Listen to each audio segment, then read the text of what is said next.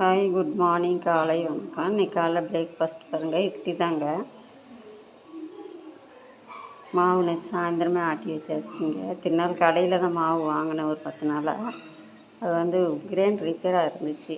அதனால் நேற்று கொண்டு போய் ரிப்பேர் பார்த்துட்டு வந்தாச்சு. அதனால் நேற்று மாவு ஊற வச்சு ஆட்டியாச்சுங்க. இட்லி ஊற்றிக்கலாங்க. இட்லி ஊற்றி வச்சு வெந்துருச்சு, எடுத்துக்கலாம்.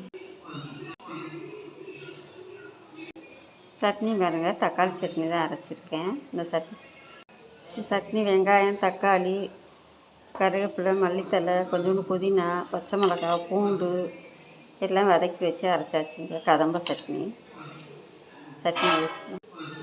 சட்னி ஊற்றிக்கலாம்.